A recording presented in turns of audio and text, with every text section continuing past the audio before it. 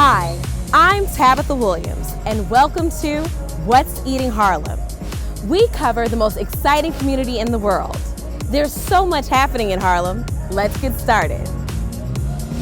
We visit the largest seafood restaurant in Harlem. They call you pretty mama. We're back with part 2 of Lloyd Williams and Voza Rivers' Harlem Legacies. All of that and more coming up next.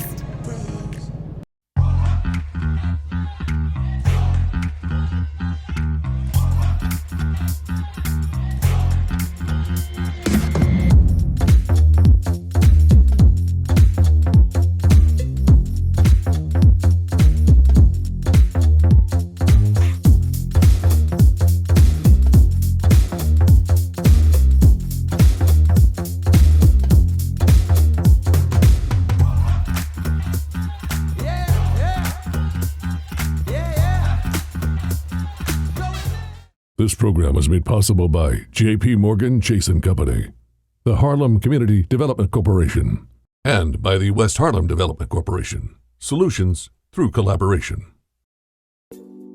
It's the largest Black woman-owned seafood restaurant in New York City, and Tanique Clay is the founder and owner of Krab Queenz and Seafood.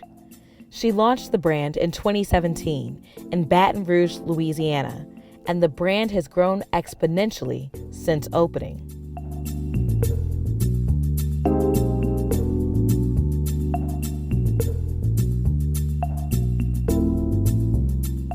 Five years later, there are more than 8 locations across the South and now New York City, with the opening of Hello Krab Queenz. I'm so happy to be sitting here with you. Tell me, where exactly are you from? I am born in Mississippi and raised in Louisiana. Okay, now coming out of Louisiana, Yes. what made you want to become an entrepreneur? As we were growing up, my father and my mother, we didn't grow up with much. So we were able to do what we call now side hustles with our parents to make sure food was on the table. As a child, we didn't realize it was side hustles. We thought it was something that we had to help them do. Now being an adult, I understand, what was instilled in me at the time. So I could tell you what my first business was. I would love to hear it. I got an easy bake oven at about the age of 8 and 9. So I actually went into my room and baked the little cakes and then sold them to my friends outside for like 30 cents a cake. And then I'll take, the cost, I think cake mix was like 63 cents or something back then. I took that out to reinvest into the business, and I used to go to the little corner store where they sold all the candies to spend and then save the rest. But, like I say, as we were young, we were taught to do things to help the household, like pick pecans. We used to save and turn in cans. And my mom used to make homemade gumbo. And we actually, I think in Louisiana they might call it a supper now, but we actually sold the gumbo out of our home. So we helped her with a lot of businesses growing up, and I think that's where my whole journey to entrepreneurship came from. And coming out of that, it's amazing how the things that we see as children, how it comes back and manifests itself in our adult lives. So just being in the kitchen, coming up with your recipes. Now you've decided to expand upon the Easy Bake Oven to actually start a full-fledged business, brick and mortar. What was that process like? Well, I would tell you this. Before I did all of that, I used to, have like little gatherings at my home and cook, and everybody loved the food. But I actually was introduced coming into the seafood. I started off with this 1,300 square foot restaurant in Louisiana, which started with lines. People loved it, and it grew. It actually grew from there. It ended up 1 to 2, and then I branched off into Houston. So it's based in Louisiana, where my roots of the Cajun flavor is from. Now the seasoning part of it comes from being in a household with parents that's from Mississippi. So that's the reason why I consider it like a country Cajun mix. You know, you have the bell peppers, all of the seasonings that you need, and the sides, and then the Cajun flavor in the main foods. Okay, now that's amazing. Yeah. And we're kind of playing it small right now. Yes. Because you mentioned Houston, and then you mentioned, you know. Yes, Inglewood, California is the furthest I have west, and then now I'm in New York. And these are all franchises? Correct. They're all, you know, my location. I don't franchise them to anyone else, but we open them up ourselves. That's amazing, especially as a woman in this industry. You are the first that I've come across. Yes, thank you. Were you ever intimidated? Oh, all the time. I'm intimidated all the time, you know, because you start the business and I create all of the recipes myself. You know, you get nervous on the response from people. Coming into the North, I learned something that we were accustomed to in the South, and that's to use a little less of, you know, certain things because of the palates up North. So I'm still growing and I'm still learning to adjust to different, you know, locations. And I understand what you're saying in terms of the different palates, portion sizes, whole nine. Correct. Okay, so what made you decide on Harlem? You know, after I lost my father right before COVID, and I kind of went into, you know, we went into a lockdown. So I went into this stage of creating mixes. That's where the mix brand came from. And I just got a little bored with the common area. I wanted to branch out. And I said, where would I go? Inglewood was the first. But then I wanted to come north. I was like, I don't have a location up north. Let me try to see what it's like to deal with a completely different environment. And, you know, why not Harlem? It's the Black Mecca. It, you know, it's where our people thrive. So I wanted to be able to bring authentic Louisiana flavor to New York, and it ended up being Harlem. Okay, so right here, right now, let's make a declaration for the future. Yes. Finish the sentence for me. Yes. For the future of this Krab Queenz location, I want to be able to fill the seats with fun.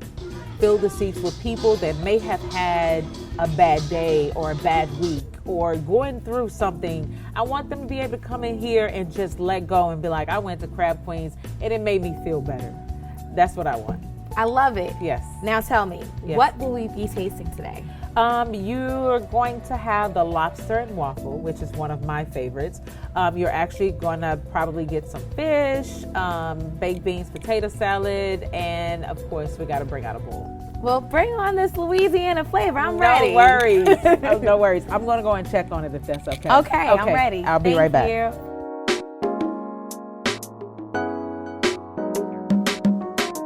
I'm trying not to drool and salivate on this table because the smells, the aroma of this food, and I love butter. And I see butter and crab legs. Walk me through what we have here. Well, first you have your boiled. I actually plated for you instead of putting it into the bag. So you have your traditional crabs and more. It's actually with the Cajun butter. We have 8 sauces, but I chose the Cajun because it's mild and it's the most popular. Here we have the gumbo. It comes in the pot, but we have the gumbo, the seafood gumbo. I'm actually going to release a gumbo that do not have pork in it for popular request. So we'll have one that's coming out that doesn't include any pork in it. And here you have the crawfish mac and cheese, which is one of my favorites. It's a Cajun crawfish mac and cheese. It's so good and cheesy. And here you have what we call the fish fry, which comes with the fried fish, the baked beans, and the potato salad. Okay, and the sauce here? The sauce is a house-made sauce. It's actually our seafood sauce, or someone may call it a remoulade sauce for dipping. I was just telling the crew, I was like, I don't know if you say remoulade or remoulade. Yes. You know, it's the whole thing. Yeah. So, all right. Now, where should we begin? Wherever you choose to. I'm gonna make sure you get your utensils back over here, but I would say my favorite to start is probably the gumbo. It's nice and light, and then you go with the fill-ups. Girl, after my own heart, because I was gonna start with the gumbo. Really? I was. I see the sausage. Yes. All right, guys, so look, in this gumbo here, I'm trying to see what I got. I gotta describe it because they're not eating it with me. Yes. So I have my sausage. Yes. I have my crab legs. I got my shrimp. Got my rice. I want to get a good, healthy scoop. So you got to get up in the pot. Yes. Pray I don't mess up my shirt. We serve it in a pot. You know, traditionally gumbo is cooked. The roux is made in a skillet, gumbo in a pot. Look at my finger already.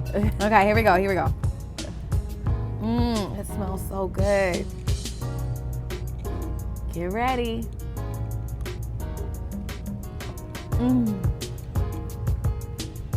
It's wholesome with flavors.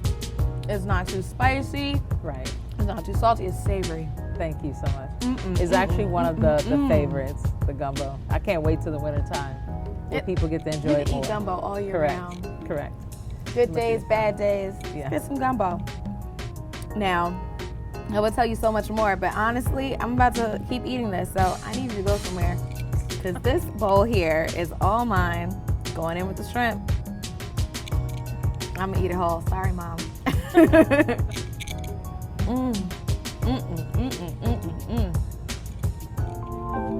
So good.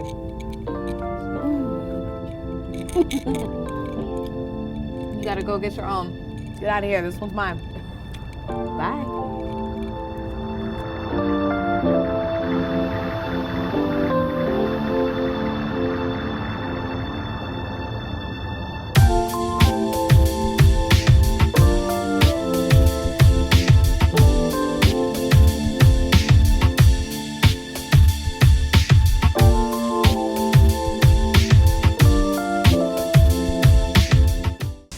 What's Eating Harlem wants to get you involved.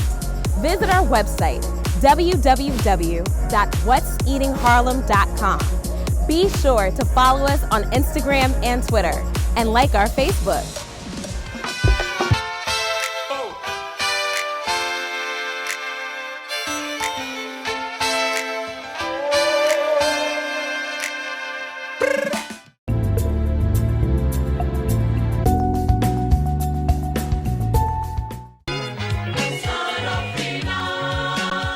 In part 2 of Lloyd Williams and Voza Rivers' Harlem Icons, we pick up the conversation with Voza Rivers, telling the story about the making of Sarafina, the stage play, and Sarafina, the motion picture. Freedom is coming tomorrow. Get ready, mama, prepare for your freedom. Freedom is coming tomorrow. There was a play downtown with 2 South African actors.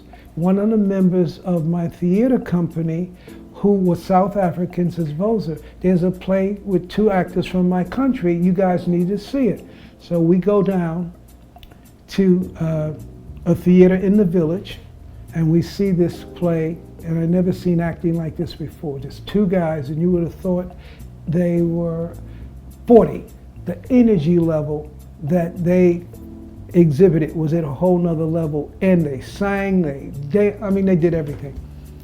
Show was over, and my friend, his name was Duma, and Duma from South Africa introduced me to the 2 guys that were on stage. They had just won the Obie Award for Best Actors in a Play, and the play also won an Obie for Best Writing in a Play. And these 2 guys from South Africa wrote the play, and they had a white director.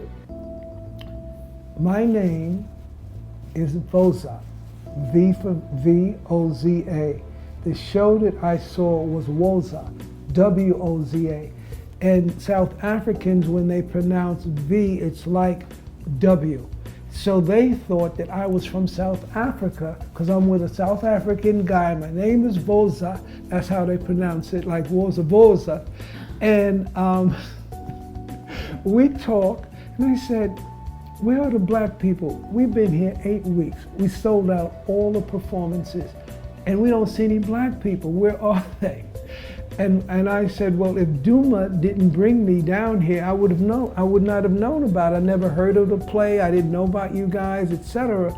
But I'm so pleased. He says, well, what do you do? And I said, I run a small theater up in Harlem.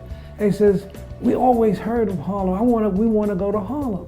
Can you take us to Harlem? I says, no, I can't, because you guys are here under a production contract with a producer who brought you here. He's responsible for you while you're here.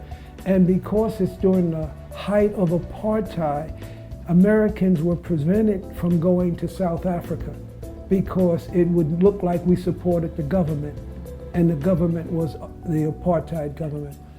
So they talked and they said, man, we gotta go to Harlem. Now the producer comes up, the white producer, and he looks at the guys and he hears us talking, and he says, these guys are going to go on tour real soon, and I have to send them back to South Africa, but they're going to have almost a week to themselves. They can tour and do whatever, and if they happen to go uptown and they happen to do something, it's on them, it's not on me. We brought them up to Harlem. A New York Times reporter wrote, from Soweto to the Village to Harlem. It was on the front page of the weekend section. And it hit that play that they won the award from was just okay. What they did in Harlem with the energy, and they saw all those black people. My theater was so small that even though there were 2 actors, I had to put folding chairs on the stage because the amount of people that wanted to see these guys, because the word of mouth was very strong. It was like a James Brown concert. And people would line up and go around the block waiting to go into the Apollo to see a James Brown concert. Well, that's what happened all of a sudden on Lenox Avenue and 125th Street. The junkies and everybody says, man, what you guys doing up there? All these white people come in and all these black people, what's going on? And it was unbelievable. The guys were great. They said, Voza, listen, we're going back to South Africa, but we're going to write another play, but it has to come here. You have to produce it. And that's what happened. They went back, they wrote another play, and this is an interesting story. So these 2 guys go back and they write another play. And they're rehearsing the play in South Africa, and they said, Voza, when are you coming? I said, well, as soon as I get my visa, I'll be there. So I go to get a visa, and I'm denied because they said I was an undesirable because of the other play that I did was against that government. And now I'm trying to go to South Africa. You can't come. So the guys are rehearsing their play, and I told them that I would come, and I can't come. And they said, Voza, listen to what we're doing. So over the phone, I'm listening to their rehearsals. And they're talking in Zulu and they're singing. I said, oh my God, this is really great. I gotta find a way to bring you guys, even though I can't get into the country to see it, this is really something. I'm feeling, my heart is beating like I'm actually in the studio with them and they're rehearsing. So I come back down to earth and I go to the funders, New York City Council of the Arts, the New York State Council, and the federal, and tell them that I want to do this play. And they said to me, Voza, you're in Harlem, you recently took over the theater, and you now want to bring South African actors to Harlem, and you got all these black actors who've been here, and how are you going to do that? And we're not going to support it. And I said, for 20 years, I worked with Roger Furman, and our work was to celebrate Black history and culture. Roger dies, laid a great foundation for me to expand on. And I want to look at Blacks in other countries as part of how we go from the foundation to international. And that's what I'd like to do. No one supported me, no one. Even some of the Black theaters and others, they were angry that I was doing this work out of, bringing these actors in. So I can't go to South Africa. I know that this play is special. I saved some money for my kids' college tuition, and I took that money and I got those airline tickets, and I brought the show in to the theater sight unseen, only from the rehearsals that I heard. Quincy Jones came to see it. Harry Belafonte came to see it. Miriam Makeba came to see it. A year later, that show went to Broadway and was nominated for a Tony Award. And I brought it into the world sight unseen. So now these guys go back and it toured all over the country. 5 actors in the second play, 2 in the first, 5 in the second.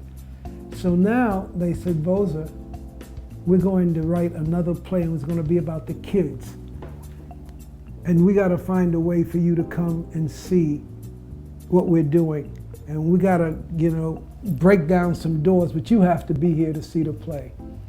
Luckily for me, Lincoln Center, who came to see the first play that we did that was downtown, became friends. We became friends because they started, what else are you doing up here? So the guys tell me, okay, Voza, you're going to do the play.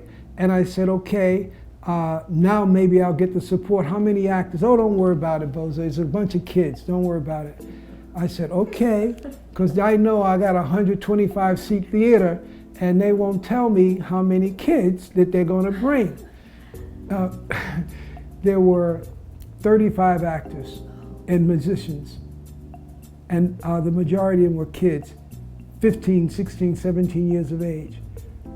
I said, guys, this is above my pay grade. I cannot, there's no way I could do the play.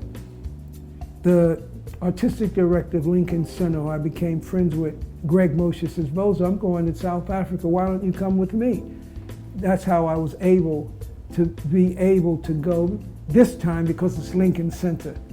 And I go and I see the play. Greg says, man, this is the greatest thing I've ever seen. Now he and Bernie Gersten was the executive producer of Lincoln Center and Greg was the artistic director, and they had assumed leadership of Lincoln Center maybe 3 or 4 years earlier.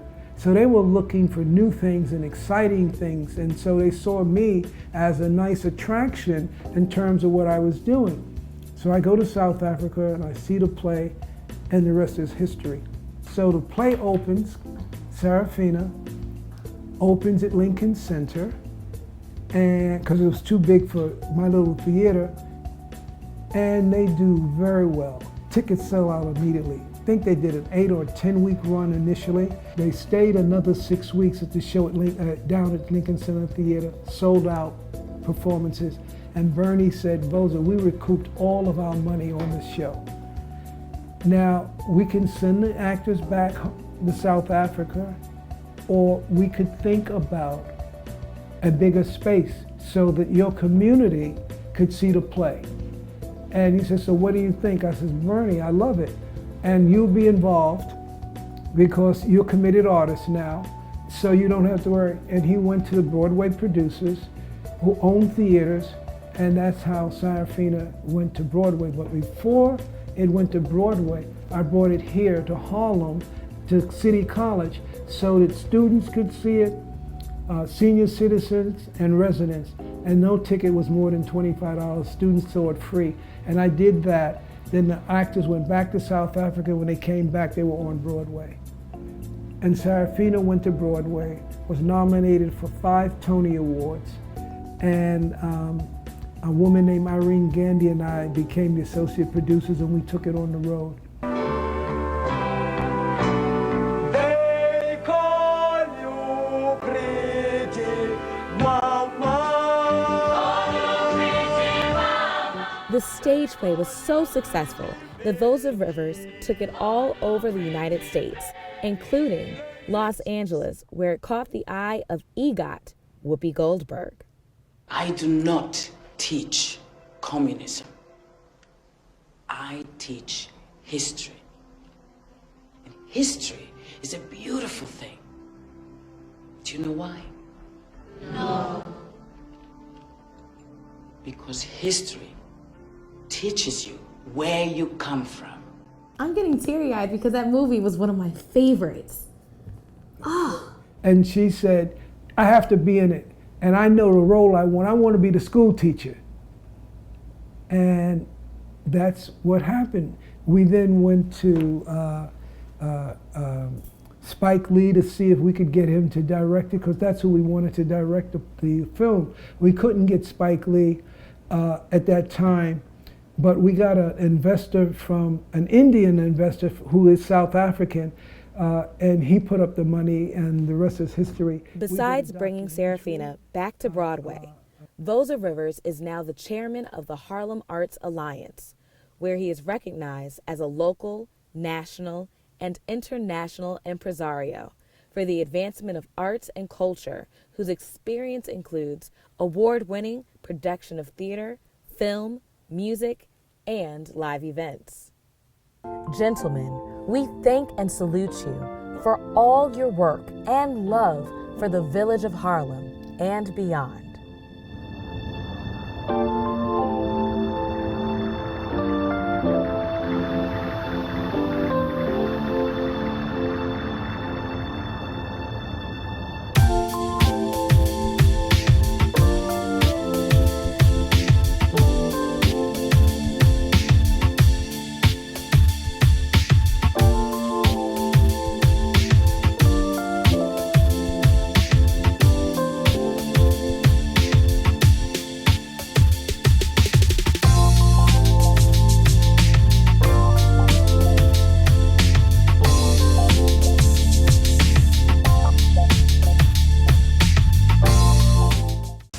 That's all we have for now.